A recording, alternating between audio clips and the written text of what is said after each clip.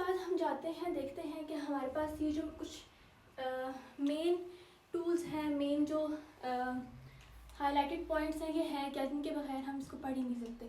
ठीक है, gene of interest, मैंने कहा था कि जीन ऑफ इंटरेस्ट हम डायरेक्टली एक ह्यूमन से भी ले सकते हैं। जीन ऑफ इंटरेस्ट हम लेते क्यों हैं? उस बंदे का लेते हैं जो जिसका ख़राब हो, उसके ऊपर एनालाइज करते हैं, फिर एक हेल्दी बंदे का लेते हैं, उसे सिंथेसाइज करते हैं, जिस तरीके से हमने इंसुलिन की एक ड्रग बनाई, सिंथेसाइज की, और फिर उस बंदे को दी जिसके पास इंसुलिन नहीं बन रही थी। तो ह्यूमन बीइंग के अंदर होते हैं बहुत सारे सेल्स। इन सेल्स के अंदर होता है न्यूक्लियस। इन न्यूक्लियस के अंदर आपके पास होते हैं क्रोमोसोम्स। इन क्रोमोसोम्स का एक सेगमेंट जिसके ऊपर हमने अपना वर्क करना है, जिसके ऊपर हमने डील करना है, जो ख़राब है, जिसके ऊपर हम जिसको हम मॉडिफाई करना चाहते हैं बेसिकली, उसको हम कहते हैं जीन ऑफ इंटरेस्ट, जिसके ऊपर हमने अपनी पूरी तवज्जो देनी है और हमने अपना काम करना है, जिसके ऊपर वो जीन ऑफ इंटरेस्ट है। जीन ऑफ इंटरेस्ट समझ में आया? उसके बाद आती है मॉलिक्यूलर सीजर्स। मॉलिक्यूलर सीजर्स जो हैं एक्चुअली ये एक होती है रिस्ट्रिक्शन एंडोन्यूक्लियसेस।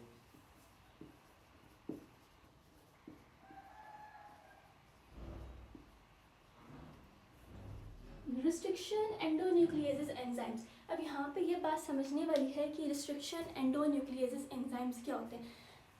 मैंने कहा कि हमने यहाँ से डीएनए का एक सेगमेंट लेना है। फॉर एग्जांपल मुझे यहाँ से ये सेगमेंट चाहिए, तो इस सेगमेंट को लेने के लिए मुझे यहाँ से इसको कट करना होगा, मुझे कैंची से इसको काटना होगा। ठीक है, जो मैं कैंची यहाँ यूज़ कर रही हूँ वो मैं रिस्ट्रिक्शन एंडोन्यूक्लियेजेस इस्तेमाल करूँगी। रिस्ट्रिक्शन एंडोन्यूक्लियेजेस होता क्या है, आता कहाँ से? आपका जो एक बैक्टीरिया होता है ना, एक तो उसके पास अपना डीएनए होता है, एक उसके पास प्लाज्मिड होता है, और दो उसके पास और भी एंजाइम्स होते हैं। ये दो एंजाइम्स कौन से होते हैं? एक आपके पास होता है रिस्ट्रिक्शन एंडोन्यूक्लियेजेस,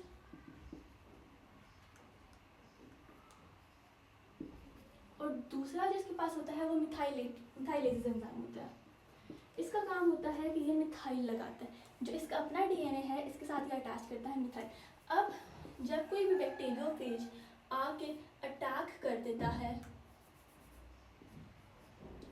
तो वो अपना डीएनए इसके अंदर जब वो इंसर्ट करता है तो क्या होता है, यहाँ पर जो प्रेजेंट आपके पास रिस्ट्रिक्शन एंडोन्यूक्लियेजेस एंजाइम है वो क्या करता है, वो जाता है और इसको कट करता है। अब सोचने की बात है, अगर वो कट करता है तो वो इस बैक्टीरिया का अपना डीएनए भी काट सकता है, तो उसको कटने से बचाने के लिए यहाँ पे एक एंजाइम होता है जिसको मिथाइलेजेस एंजाइम बोलते हैं।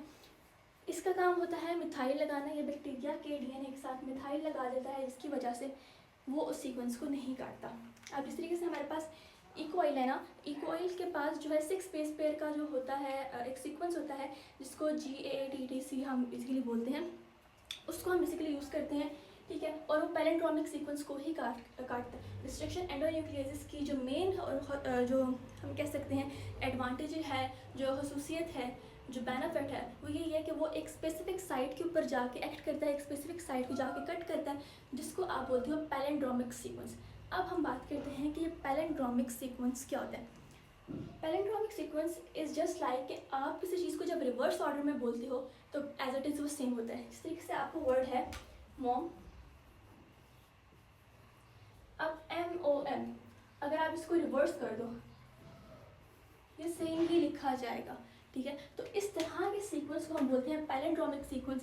MCQ आ सकता है, डिफरेंट सीक्वेंस दिए होंगे, आपसे पूछा जा सकता है किसमें से पैलेंड्रोमिक सीक्वेंस कौन सा है, तो आपने बस ये करना है कि आपने उसका रिवर्स वाला लिखना है। अगर तो वो एज इट इज़ रिपीट कर रहा हो ऊपर वाले को तो उसका आप कह सकते हो कि वो आपका पैलेंड्रोमिक सीक्वेंस है। जैसे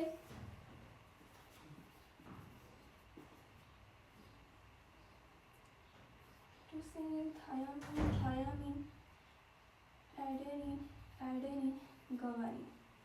अभी अगर हम देखो ये मैंने एक छोटा सा बेस पेयर का सीक्वेंस लिखा है GAATTC।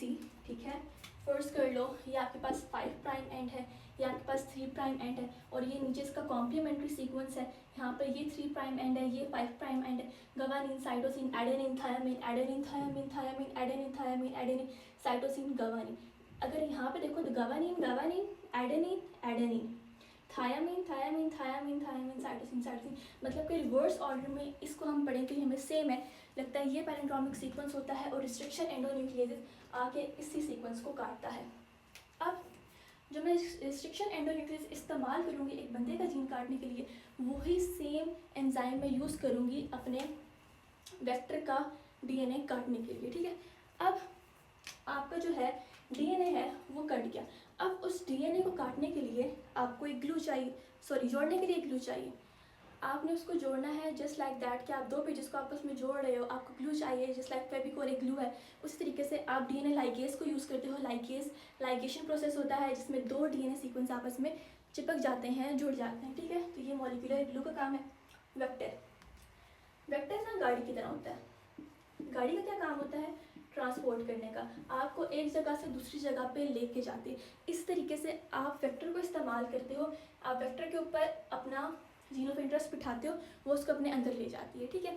आपने उसको उसके अंदर कर दी, अब उसके अंदर जा क्या होगा, उसको एक एक्सप्रेशन सिस्टम मिलेगा। एक्सप्रेशन सिस्टम से क्या मुराद है, एक उसने मल्टीप्लाई करना है, ठीक है, वो क्लोनिंग करेगी और वो अपने आप को एक्सप्रेस करेगी। फॉर एग्जाम्पल आपने इसके अंदर डाला एक डीएनए सीक्वेंस जो कि आपका इंसुलिन बना रहा है। अब उस डीएनए सीक्वेंस से क्या होगा, इंसुलिन जो होगी वो बनेगी। अब जो इंसुलिन बन रही है वो उसका प्रोडक्ट है, जो वो उसको बार बार रिपीट कर रहा है, उसकी क्लोनिंग करे, उस एक सीक्वेंस को उसकी तादाद उसकी कॉपीज़ में ज़्यादा करे, वो क्लोनिंग है। लेकिन जो उस सीक्वेंस से इंसुलिन बन रही है वो आपकी प्रोटीन है, वो आपका बेसिकली प्रोडक्ट है। आपकी प्रोटीन भी प्रोडक्ट बन सकती है, आप कुछ भी प्रोडक्ट ले सकते हो। आपने एक्सप्रेशन सिस्टम में डाला, क्यों डाला, क्योंकि आपने उसकी क्लोनिंग करवानी है, आपने उसका प्रोडक्ट बनवाना है, ठीक है। तो ये बेसिकली मेन चीज़ थी यहाँ पे, इसमें बार बार आएगी, बार बार रिपीट होगी। और इसमें यही एक मज़े की बात है कि आप एक दफ़ा इसका मेन कॉन्सेप्ट पढ़े तो आपका पूरा चैप्टर हो जाता है, क्योंकि ओवरऑल पूरे चैप्टर में यही बात बार बार रिपीट होगी। आप आगे इंसुलिन बनाने का मैकेनिज्म पढ़ोगे, उसमें भी सेम चीज़ रिपीट हो रही है। रिकम्बिनेंट डीएनए बनाने का आगे तरीका लिखा है, उसमें भी सेम चीज़ रिपीट हो रही है। तो बेसिकली ये सेम चीज़ बार बार आगे रिपीट होगी।